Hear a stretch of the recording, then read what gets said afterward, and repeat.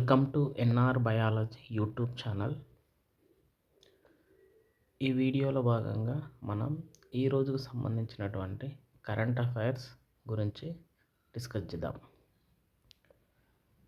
ముందుగా ఇంకా ఎవరైనా NR biology YouTube channel subscribe చేయకుంటే సబ్స్క్రైబ్ చేయగలరు. అండ్ ఆల్సో మీ ఫ్రెండ్స్కి షేర్ చేయగలరు. ఆంధ్రప్రదేశ్, తెలంగాణ రెండు రాష్ట్రాలలో స్కూల్ అసిస్టెంట్ బయోసైన్స్కి సంబంధించిన ఆన్లైన్ టెస్ట్ సిరీస్ మనకు ఎన్ఆర్ బయాలజీ యాప్లో అందుబాటులో ఉంది. ప్లేస్టోర్ నుంచి ఎన్ఆర్ బయాలజీ యాప్ డౌన్లోడ్ చేసుకొని ఫ్రీ టెస్టులు రాసి చూడగలరు. సో ఇది ఈరోజు మొదటి వార్త. పిఎస్ఎల్వి C62కు నేడు కౌంట్డౌన్ ప్రారంభం. సో మనకు శ్రీహరికోట అంతరిక్ష ప్రయోగ కేంద్రం నుంచి ఈ నెల 12న అనగా సోమవారం రేపటి రోజున ఉదయం 10:17 పిఎస్ఎల్వి C62 ద్వారా ప్రయోగం నిర్వహించనున్నారు. ఇది న్యూ స్పేస్ ఇండియా లిమిటెడ్ రూపొందించిన 9వ పూర్తి స్థాయి వాణిజ్య ఉపగ్రహం. మనకు జనరల్గా అడుగుతుంటారు ఎగ్జామినేషన్ దాంట్లో, పిఎస్ఎల్వి C62 రూపకర్త ఎవరు, రూపొందించింది ఎవరు అని. సో దీన్ని రూపొందించిన వారు న్యూ స్పేస్ ఇండియా లిమిటెడ్ రూపొందించారు. So next, ISRO chairman doctor V Narayanan, శాస్త్రవేత్తలు మరియు ఇతరులు శనివారం ఉదయం తిరుమల దర్శించుకొని ఈ యొక్క ఉపగ్రహానికి సంబంధించినటువంటి పూజలు నిర్వహించారు. సో ప్రస్తుత ఇస్రో చైర్మన్ ఎవరు అని కూడా మనకు ఎగ్జామినేషన్ పాయింట్ ఆఫ్ వ్యూలో అడగడం జరుగుతుంది.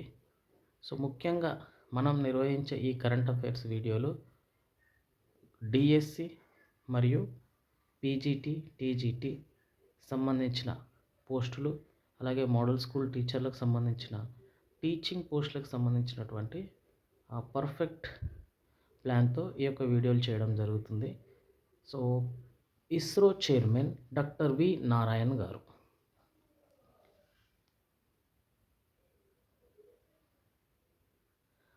నెక్స్ట్ మనం క్రీడా వార్త చూసినట్లయితే, నిక్కత్ ఉసాముద్దీన్లకు జాతీయ టైటిల్లు. సో నిక్కత్ అనగా నిక్కత్ జరీన్, ఈమె వరల్డ్ ఛాంపియన్షిప్ గెలవడం జరిగింది. సో ప్రస్తుతం మన దేశంలో జరుగుతున్నటువంటి జాతీయ సీనియర్ బాక్సింగ్ టోర్నీలో నిక్కత్ జరీన్, ఉసాముద్దీన్ ఇద్దరు కూడా, వీరితో పాటు మీనాక్షి హుడా, పూజా రాణి, అరుంధతి చౌదరి కూడా ఫైనల్స్లో విజయాలు సాధించారు. సో ఇందులో ముఖ్యంగా మనం గుర్తుంచుకోవాల్సిన విషయం ఏంటంటే, నిక్కత్ జరీన్ ఎన్ని కేజీల విభాగంలో పోటీ పడుతుంది అనే క్వశ్చన్ ఇంతకుముందు కూడా మనకు వివిధ పోటీ పరీక్షలలో రావడం జరిగింది. అది 51 కేజీల విభాగం. సో అలాగే నిక్కత్ జరీన్ మరియు ఉసాముద్దీన్ ఇద్దరు కూడా తెలంగాణకు చెందిన బాక్సర్లు. ఇలా కూడా అడుగుతున్నారు ఈ మధ్య, వాళ్ళ యొక్క రాష్ట్రాలు లేదంటే ఏ క్రీడకు సంబంధించిన వారు, ఇంకా వాళ్ళు ఏ రీసెంట్గా గెలిచిన టైటిళ్ళు. సో ఈ రకంగా మనం గుర్తుంచుకోవాలని. నెక్స్ట్, విజయవాడ అస్త్రంకు స్కోచ్ గోల్డెన్ అవార్డ్. సో సాంకేతికతలో పోలీస్ శాఖ నూతన ఆవిష్కరణలకు జాతీయ స్థాయిలో ఎన్టీఆర్ జిల్లా ట్రాఫిక్ పోలీసులకు కీలకమైన అవార్డు, అది స్కోచ్ గోల్డెన్ అవార్డ్ దక్కింది. మరి ఈ అవార్డు రావడానికి ప్రధాన కారణం వీరు రూపొందించినటువంటి ఏఐ ఆధారిత, ఆర్టిఫిషియల్ ఇంటెలిజెన్స్ ఆధారిత అస్త్రం టూల్ను వీరు డెవలప్ చేశారు. కాబట్టి దీని ద్వారా ఏం జరుగుతుంది, Vijayawada police commissioner SV Rajasekhara Babu ఆలోచనతో ఈ యొక్క అస్త్రం ఏఐ టూల్ను రూపొందించారు. వివిధ ఆవిష్కరణలను ద్వారా ఎక్కడైనా ట్రాఫిక్ జామ్ ఏర్పడితే దీనిలో అలర్ట్ మెసేజ్ వస్తుంది. సో, దాని పరిధిలో ఉన్నటువంటి 300 మీటర్ల వరకు వాహనాలు ఆగిపోతే మితం అనగా మోడరేట్ అని వస్తుంది. ఇట్లా 300-500 వరకు అధికం, 500 పైన ఉంటే దాన్ని తీవ్రం అనే సందేశం పంపిస్తుంది. సో, దీనిని డెవలప్ చేసినందుకు గాను విజయవాడ ఎన్టీఆర్ జిల్లా ట్రాఫిక్ పోలీసులకు స్కోచ్ గోల్డెన్ అవార్డు రావడం జరిగింది. దీనిని ట్రాఫిక్ డీసీపీ షెరీన్ బేగం గారు, అలాగే special branch ACP Bhanu Prakash Reddy గారు అందుకోవడం జరిగింది. ప్రపంచ టాప్ 100 పోర్టుల్లో విశాఖకు చోటు. సో, ఏపీ ప్రభుత్వం మారిటైమ్ పాలసీ దూరదృష్టికి నిదర్శనమని కేంద్ర మంత్రి సర్బానంద సోనోవాల్, ఇతను కేంద్ర మంత్రి దీనిలో ఓడరేవులు జల రవాణా శాఖ మంత్రి సర్బానంద సోనోవాల్ గారు ఈ కార్యక్రమంలో పాల్గొనడం జరిగింది.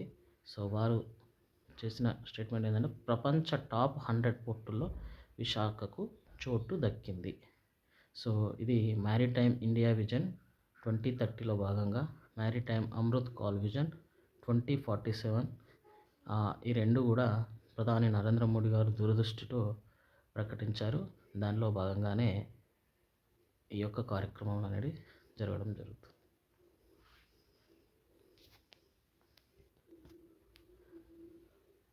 మరి ఒక వార్త గమనించినట్లయితే హరిత హోటళ్ల పేరు హరిత పున్నమిగా మార్పు.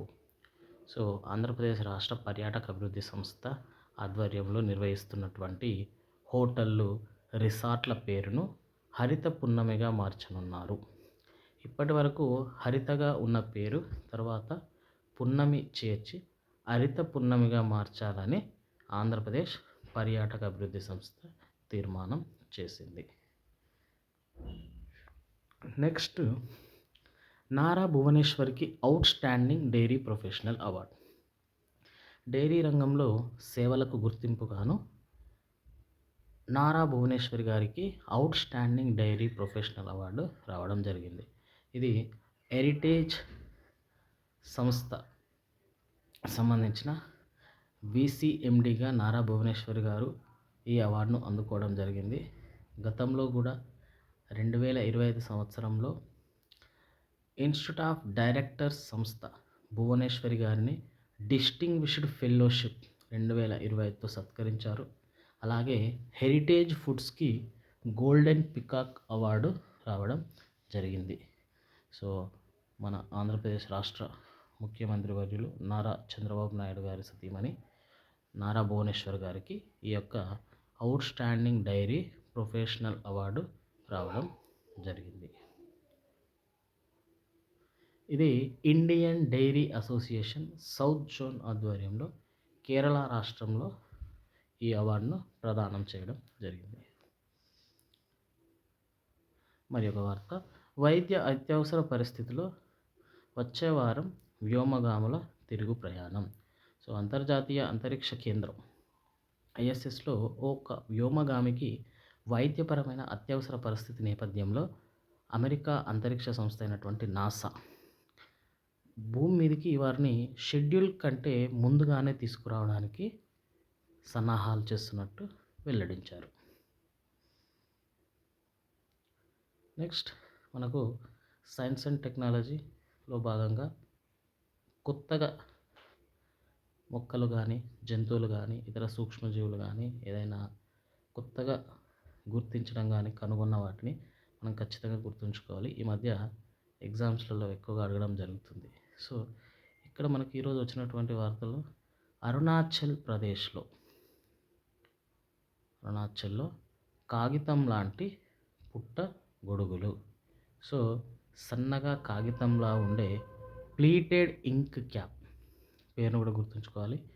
ప్లీటెడ్ ఇంక్ క్యాప్ పుట్టగొడుగులను అరుణాచల్ ప్రదేశ్లో తొలిసారిగా గుర్తించారు. మరి ఏ జిల్లాలో గుర్తించారు? లాంగ్డింగ్ జిల్లాలోని ప్రయోగాత్మక వ్యవసాయ క్షేత్రం ఐసిఏఆర్. ఐసిఏఆర్ అనగా Indian council of agricultural research. Indian council of agricultural research కృషి విజ్ఞాన కేంద్రలో ఈ తరహా పుట్టగొడుగులను వారు కనుగొన్నారు. సో దీని యొక్క శాస్త్రీయ నామం పారాసోలా ప్లికాటిలిస్. పారాసోలా ప్లికాటిలిస్. దీని యొక్క జీవితకాలం 24 గంటల కంటే తక్కువగా ఉంటుంది. చాలా డెలికేట్గా ఉంటుంది. అందుకే దీనికి కాగితం లాంటి పుట్టగొడుగు అనే పేరును ప్రకటించారు. నెక్స్ట్ మన దేశంలో ఉన్నటువంటి సాంప్రదాయాలు, సంస్కృతులు భాగంగా సో మనకు వీటిపైన కూడా ఎక్కువ క్వశ్చన్ రావడం జరుగుతుంది.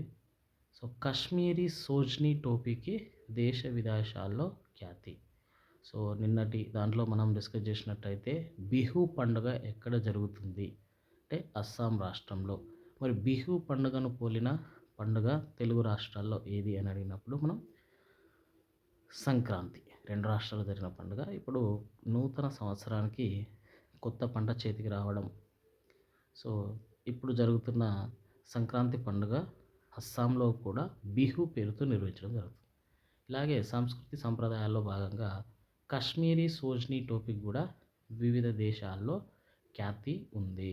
సో సోజ్నీ టోపీని కాశ్మీరీ ప్రజలు వారి యొక్క సాంప్రదాయాలు, సంస్కృతుల ప్రతీకగా నిలిచే విధంగా ధరిస్తారు.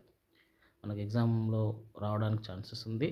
కాశ్మీరీ సోజ్నీ టోపీ అంటే సోజ్నీ టోపీ అనేది ఏ రాష్ట్రానికి సాంప్రదాయాలు మరియు సంస్కృతులను ప్రతిబింబించేలా ధరిస్తారు అని అడుగుతారు. సో దాంట్లో కాశ్మీర్ అనేది మనం ఆన్సర్గా గుర్తించాలి.